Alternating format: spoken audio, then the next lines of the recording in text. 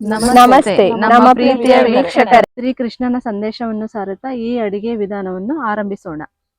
ಎಲ್ಲರದ್ದು ಕೇಳು, ಎಲ್ಲರಿಂದ ಕಲಿ, ಎಲ್ಲರಿಂದ ತಿಳಿ, ಏಕೆಂದರೆ ಎಲ್ಲರಿಗೂ ಎಲ್ಲ ತಿಳಿದಿರುವುದಿಲ್ಲ, ಆದರೆ ಎಲ್ಲರಿಗೂ ಏನಾದರೊಂದು ತಿಳಿದಿರುತ್ತದೆ. ಬನ್ನಿ ಪ್ರೀತಿಯಿಂದ ಹೇಳೋಣ. ರಾಧೆ ರಾಧೆ.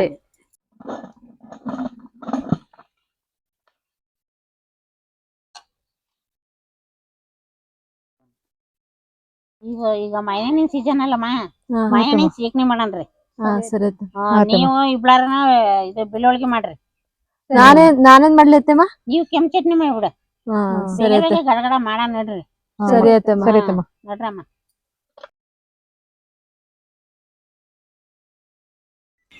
ಅರ್ಧ ಕೆಜಿ ಮೈದಾ ಹಿಟ್ಟು ಕಲಿಸ್ತಾ ಇದೀನಿ. ಇದಕ್ಕೆ ಒಂದು ಚಿಟಿಕೆ ಅಷ್ಟು ಉಪ್ಪು ಹಾಕಂತ ಇದೀನಿ. ಈಗ ಸ್ವಲ್ಪ ನೀರು ಹಾಕಿ ಸ್ವಲ್ಪನೇ ನೀರು ಹಾಕೊಂಡು ಕಲಸೋಣ.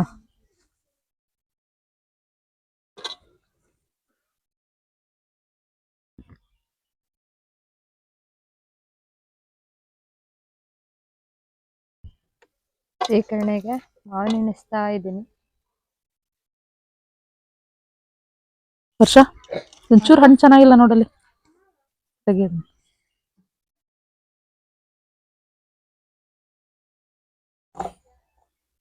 ಒಂಚೂರು ತೆಗಿ. ನಿನಗೊಂದು ಒಗಟ್ ಕೇಳ್ತೀನಿ, ಉತ್ತರ ಹೇಳ್ತೀಯಾ? ಸರಿ, ಏನ್ ಹೇಳ್ತೀನಿ. ಒಂದೇ ಹಪ್ಪಳ ಊರಿಗೆಲ್ಲ ಊಟ. ಹೇಳು, ನಾನು ಯಾರು? ಊರಿಗೆಲ್ಲ ಊಟ. ಒಂದೇ ಹಪ್ಪಳ. ಮನೆ ಊಟನ? ಅಲ್ಲ. ಹೋಟ್ಲೆ ಊಟನ? ಅಲ್ಲ ಅಲ್ಲ. ಇನ್ನೇನು? ಯೋಚನೆ ಮಾಡು. ಒಂದೇ ಹಪ್ಪಳ ಊರಿಗೆಲ್ಲ ಊಟ. ಹೇಳು, ನಾನು ಯಾರು?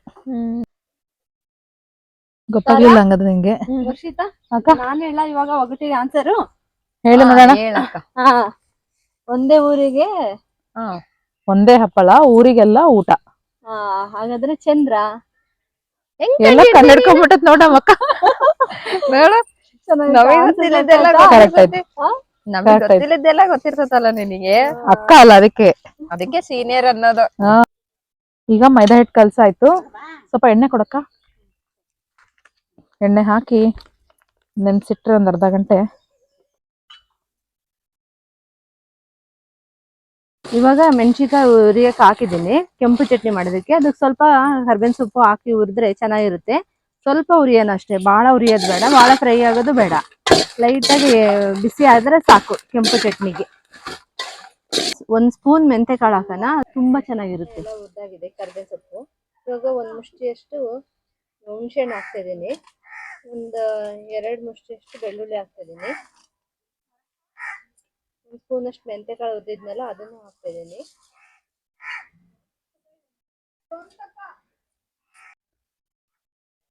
ಸ್ವಲ್ಪ ಬೆಲ್ಲ ಹಾಕ್ತಾ ಇದ್ದೀನಿ. ರುಚಿಗೆ ತಕ್ಕಷ್ಟು ಉಪ್ಪು ಹಾಕ್ತಾ ಇದ್ದೀನಿ.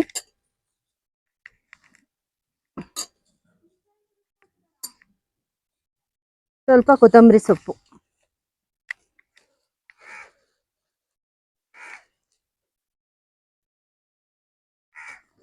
ತೊಳೆದು ರೆಡಿ ಇಟ್ಕೊಂಡಿದ್ದೀವಿ. ಸ್ವಲ್ಪ ಕೊತ್ತಂಬರಿ ಸೊಪ್ಪು ಇಷ್ಟು ಹಾಕಿ ಮಿಕ್ಸಿ ಮಾಡಿದ್ರೆ ಕೆಂಪು ಚಟ್ನಿ ರೆಡಿ.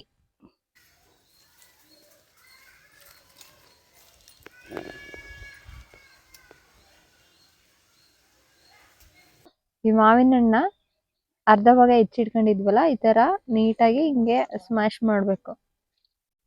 ಈ ತರ ಸ್ಮ್ಯಾಶ್ ಮಾಡಿದ್ರೆ ಅದೆಲ್ಲ ಚೆನ್ನಾಗ್ ಅನ್ಸುತ್ತೆ. ಸೀಕರ್ಣಿಗೆ ಈ ತರ ಮಾಡ್ಕೊಂಡಿರ್ಬೇಕು.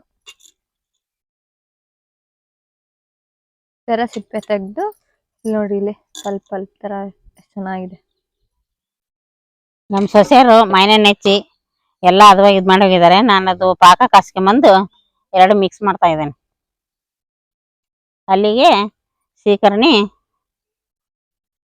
ಅದವಾಗಿ ಕರೆಕ್ಟಾಗಿ ಆಗ್ತೈತಿ.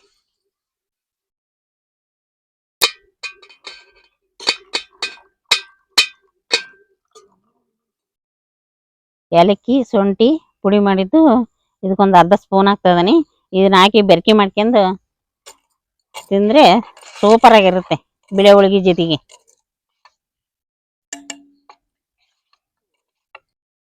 ಇವಾಗ ಬಿಳಿ ಹೋಳಿಗೆಗೆ ಹೂರ್ಣ ರೆಡಿ ಮಾಡ್ಕೊಂತಿದ್ದೀನಿ ಅಕ್ಕಿ ಹಿಟ್ಟಿಂದ. ಇವಾಗ 1-2 ಚಮಚ ನೀರಿಟ್ಟಿದ್ದೀನಿ. ಅದು ಕಾದಿದೆ. ಇವಾಗ ಸ್ವಲ್ಪ ಉಪ್ಪು ಹಾಕ್ತಾ ಇದ್ದೀನಿ. ಸ್ವಲ್ಪ ಅಕ್ಕಿ ಹಿಟ್ಟು ಹಾಕೋಣ. ಕಾದಿದೆ ನೀರು.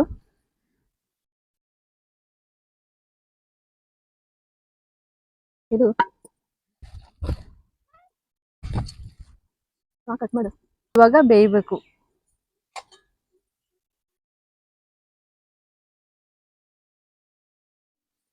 ಇವಾಗ ಇದು ಬೆಂದಿದೆ, ಕೈ ಆಡ್ತಾ ಇದ್ದೀನಿ ಇವಾಗ.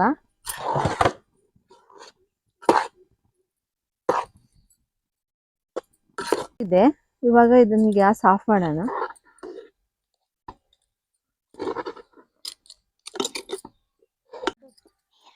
ಇವಾಗ ಇದನ್ನ ಸ್ವಲ್ಪ ನಾದಬೇಕು. ಹೋಳಿಗೆ ಮಾಡೋಕೆ ನಾದ್ಲಲ್ಲೇ ಕಟ್ಟಕ್ ಬರಲ್ಲ.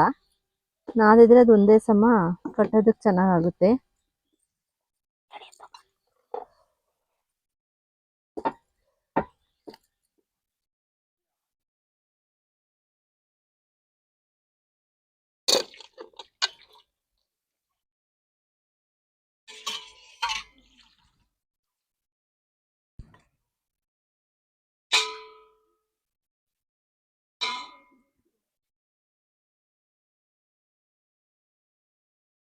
ವರ್ಷ ಪ್ರಭಾಕನ್ ಚಟ್ನಿ ಆಯ್ತಾ ಕೇಳ್ಬೇಕಿತ್ತು. ಹಾ ಜೋಡ್ಸಕ್ಕ. ನಂದು ಆಯ್ತು ಹೋಳಿಗೆ.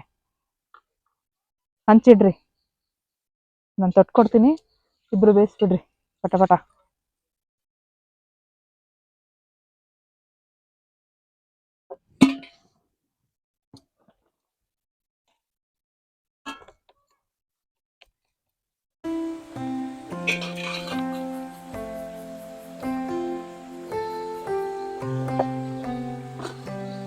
ರೆಡಿ ಇದೆ, ಇವಾಗ ಹಂಚಿಗೆ ಹಾಕ್ತಾ ಇದೀನಿ.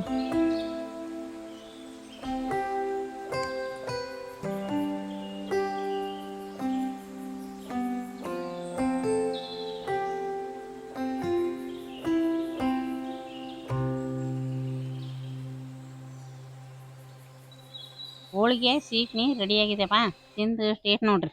ಸರಿ ಆಯ್ತಮ್ಮ. ಅತ್ತಮ್ಮ ನಾನು ಕೆಂಪು ಚಟ್ನಿನ ಮಾಡಿದೀನಿ ನೋಡತ್ತಮ್ಮ, ಅದು ನೋಡ್ರಿ ರೆಡಿ ಇದೆ. ಟೇಸ್ಟ್ ನೋಡ್ರಿ, ನೀವು ತಿನ್ರಿ ಆಯ್ತಮ್ಮ.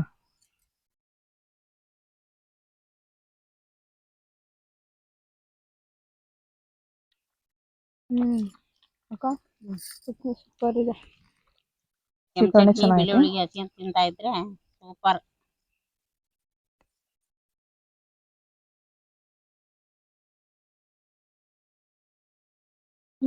ಸ್ವೀಟ್ ಇಷ್ಟ ಇಲ್ಲ ಅಂದ್ರೆ ಈ ಕೆಂಪು ಚಟ್ನಿ ಜೊತೆನೆ ತಿನ್ಬೋದು. ಎರಡು ಕಾಂಬಿನೇಷನ್ ಚೆನ್ನಾಗಿ ಬಂದಿದೆ. ಚೆನ್ನಾಗಿದೆ. ಹೋಳಿಗೆನೂ ಮಿದುವಾಗಿ ಚೆನ್ನಾಗಿ ಬಂದಿದೆ. ಈ ಅಡಿಗೆ ವಿಧಾನ ನಿಮಗೆ ಇಷ್ಟವಾದರೆ ಪ್ಲೀಸ್ ಸಬ್ಸ್ಕ್ರೈಬ್ ಮಾಡಿ, ಲೈಕ್ ಮಾಡಿ, ಕಮೆಂಟ್ ಮಾಡಿ, ಶೇರ್ ಮಾಡಿ. ಧನ್ಯವಾದಗಳು.